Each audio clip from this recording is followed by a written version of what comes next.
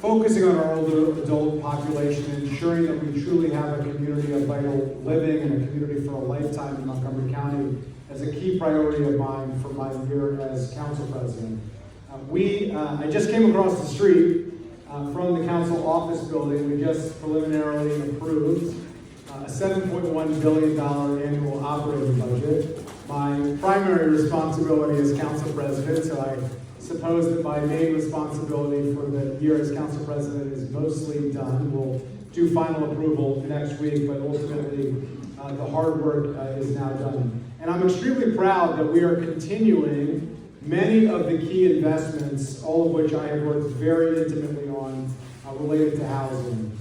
Within that budget is $168 million in funding for affordable housing programs. Included in that are a number of key initiatives, one of which is $50 million for a housing production fund, a housing preservation fund, nonprofit preservation fund.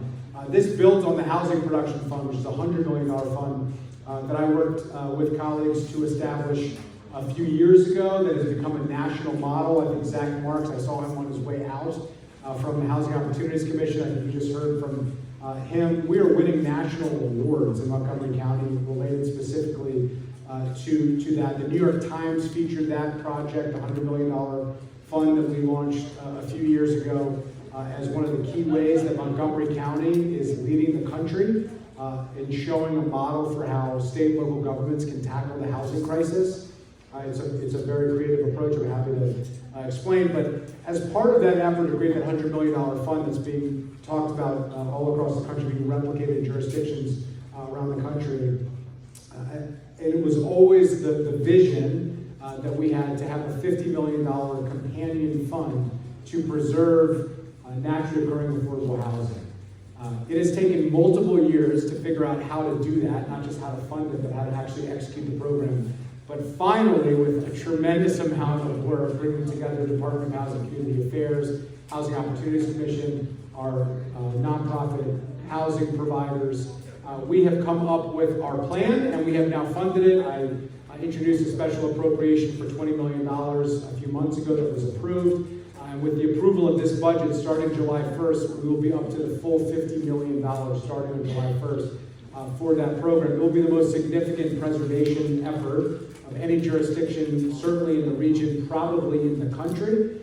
It will likely allow us, through that revolving fund, to be able to preserve about half of the naturally occurring affordable housing in Montgomery County that's at risk of being lost, which is just a huge, huge effort. Something that we all should be proud of. So I could go on and on about some of the other efforts in the budget, but there are major investments in housing and affordable housing, something that I feel very strongly about and very proud of, and that we are working very collaboratively with the executive and the council and Housing Opportunities Commission and our outside partners. When it comes to senior affordable housing and older adult needs and accessibility, I've been really proud to have worked together with colleagues. We increased the HARP program, the Housing Accessibility Rehabilitation Program. That is a program that had received $300,000 a year in funding, and it was largely split between two main nonprofit partners, Habitat for Humanity, which I see is in the room, and Rebuilding Together, who do tremendous work. It's dedicated to helping our older adult population and our disabled community who own homes to be able to stay in their homes and make the necessary upgrades to make those homes more accessible as they are needed. Those $300,000 in funds were utilized very, very quickly, as you can imagine. And ultimately, I asked, okay, it's a successful program, how much money could we use? And the answer between the department and the nonprofit providers was, we think we could use $1.5 million, so $750,000 each. We could easily deploy that without new infrastructure. So I said, okay, great. Let's take $1.5 million in federal funds that we've received, and let's put it towards this. Let's dedicate it towards this. And it's been wildly successful, and I'm hoping that we can continue that effort and reset the baseline where $300,000 is not what that program needs. $1.5 million is really more along the lines of what we want and what we need. When we talk about the affordability challenges that we face, there's really two aspects of it. It's the coming in and it's the going out. We don't have enough people who can afford to purchase a home, and we need to do that because it's the primary vehicle with which wealth accumulation occurs in our country. Whether that's a good system or a bad system, we could debate another day, but that is the system that we live in. And so if we want to help people to accumulate wealth, if we want them to be in stable situations, we have to help them to be able to purchase homes. And so that's why we've added funding for first-time home buying and a number of other areas.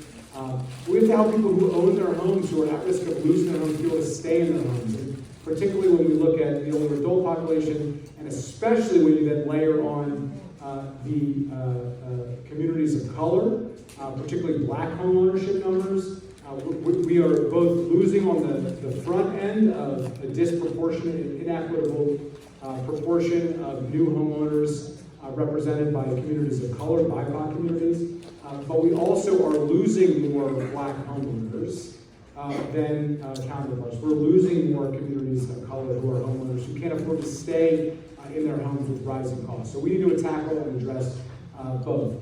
When I took over as council president, I also introduced a significant property tax credit to expand that program dramatically so that it supports more residents who are older adults who are looking to stay in their homes.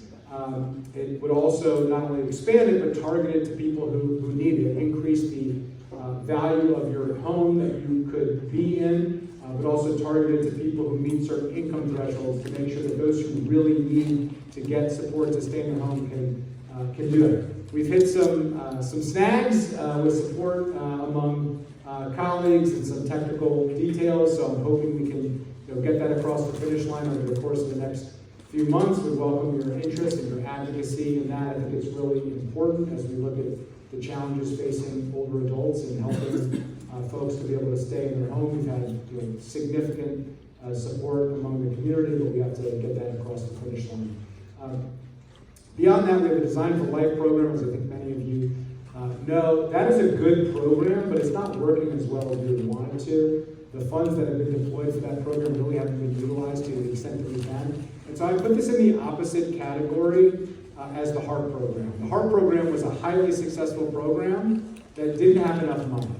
And my view is let's double down on the things that are working and let's get out of the things that aren't. Either fix them or not fund them and fund something else that actually does work. The Design for Life program is not working to the extent that we would want, and so we have to fix it. And so I am committed as the chair of the Committee of Jurisdiction, the Planning, Housing, and Parks Committee. We are going to do a deep dive into Design for Life now that we've gotten after and through budget. Come summer, we're going to be following up on that and figuring out what isn't working. Why isn't it working? What do we need to streamline? How can we update that program to make sure that it is working for the residents who need it, to make sure that people realize that it's available and can actually utilize it when it's needed.